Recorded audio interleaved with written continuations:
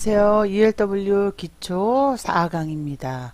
자, ELW는요, 지수 상승하면, 그리고 지수 하락할 때도 주식은 종목을 사실 잘 선택을 해야 되죠. 근데 ELW는 종목, 지수가 내려도 내 종목이 내릴 가능성도 있지만, 자, 푸시 상승을 해요. 지수가 오르면 콜이 상승. 근데 이때는 잘 이해를 해놓고선 왜 여러분이 지수가 오를지 내릴지를 내일은 알 수 없는 거예요. 먼저 판단을 하십니까? 물론 여기에 잘못된 게 또 하나가 있죠. 5대5를 잡는데 올라가는 쪽은 줄여주고 유동성 공급 시에 다시 넣어야지, 올라가는 쪽을 계속, 올라가는 쪽이 정말 세면 한꺼번에 싹 5를 다 빼는 게 아니잖아요. 10대 10이어도 8, 9, 100%가 넘어가서 풋을 감싸 안으면, 콜을 감싸 안으면, 네, 지수를 판단하기 때문에, 자, 폭락장이 오면 더더욱 연기금은 주식을 방어하고. 자, 지금 이런 상황이에요. 근데 여러분은 풋풋풋, 물론 여기에 한번 세게 풋이 나오는데 그때까지 내가 자금이 있을지 어떻게 알아요? 물론 자금을 ELW는 1,500만 원 갖고 시작을 합니다. 증거금 최대 500이 들어가면 안 돼요. 기본 물량은 500으로 잡으시면 2,000도 넘어가야지 돼요. 자, 그러니까 500이다 그러면 콜백, 풋백이 적당한 거예요. 그래도 500이 살짝 넘어갈 수 있어요. 작년처럼 변동성이 큰 장은, 지금은 금리가 낮아졌기 때문에 아직까지는 변동성이 크지 않습니다. 금리가 올라가는 시점에서 다시 변동성. 왜냐면 LP는, 그리고 공급자는, ELW는 금리가 올라가면 빚으로 풀거든요. 어찌됐건 이자에 대한 부담감이 있으니까 더 변동성은 커집니다. 종목을 골라야 되는 고통이 따르지 않는다.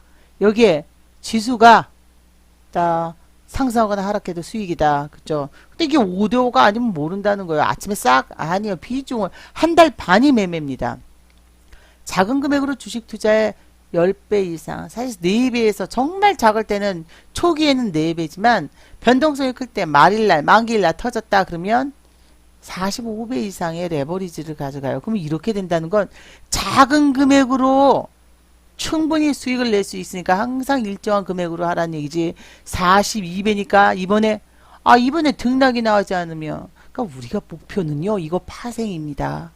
파생이기 때문에 원금 회수만 머릿속에, 이번 달 나는 원금 회수만 잘하자. 그럼 꼭 벌어야 된다고요. 기회비용민 뭐 전기세 있다든. 파생이에요. 이럴 때는 파생이고, 자, 다를 때는 파생이 아니고, 이래서는 안 되죠. 그러니까 작은 금액으로 이룰 수 있다는 생각으로 작은 금액으로 하시다가 터지는 거예요. 정말 몇 년에 한 번이요? 아니요. 작년이랑 기억하시나요? 작년 1월장, 6월 한 달 내내 장, 10월장, 이거 큰 장만 얘기한 거예요. 물론 3월 23일, 5월 29, 30, 다 이렇게 한 번씩 폭락이 나왔지만, 올해도 5월달, 그리고 상승은 3월달 부근, 5월달 폭락, 8월 만기, 또 지금 이번에 9월달, 10월 만기, 9월 만기까지, 그리고 지금까지도 지수가 상승하고 있죠. 근데 여러분은 비중을 정확히 곰곰이 생각해 보세요. 풋단타를 치는 이유가 물리면 그대로 했지를 콜로. 자, 여기서 잘못 생각하는 게요. 풋단타 치다가 물렸는데 콜을 왜 안 들어갔어요? 그 풋이 안 팔렸다고요. 단타가 안 팔렸습니다. 콜을 잡아야죠. 지수가 바뀌는구나라고. 그러면 다시 풋으로 가면요. 아, 풋으로 가면 콜이 있어서 손실이 아니요. 손실은 아니잖아요. 해지니까. 또 여러분 콜을 안 잡고 풋만 있었으면 그렇게 해서는 안 돼요. 비중을. 이거 ELW예요. 자, 하물며 이 생각을 해보십시오. 누군가가 이렇게 한대요. 여러 사람인데서 지수가 오를 것 같다. 그러면 2번. 근데 떨어질 것 같다. 그러면 1번 이런데요. 1번, 2번 이렇게 반대로라도. 근데 일반인들이, 개인 투자들이 1번을 고른다. 그러면 2로 가는구나 라고 생각을 할 정도로. 그러니까 우리가 한쪽으로 외골수로 생각을 해서 한다고요. 풋이 물리면 풋이 안 팔렸다고요. 지수가 떨어질 것 같아도 단타가. 그럼 콜을 잡아야 됩니다. 이거 반드시 생각하셔야 됩니다. 자, 그리고 ELW는 앞서서 말씀드렸지만요. 엄청난 레버리지의 효과가 있어요. 자, 이렇게 엄청난 레버리지의 효과가 있는데, 레버리지란 기초자산 가격 변동비, 사실 어렵게 얘기 안 하고, 우리 코스피 종합이 움직입니다. 코스피 200 지수는 코스피 안에서 대형 200개를 해서 지수를 매긴 거예요. 걔 움직임이 걔가 1% 하락할 때 4배에서 42배라고요. 자, 4배에서 42배. 자, 같은 1%인데 4% 정도, 근데 그렇진 않지만 지수가 떨어지, 우리 ELW가 등락이 나올 수도 있고 42%, 42배, 42배가 42%가 떨어질 수도 있다는 거예요. 등락이 오르는 쪽에서.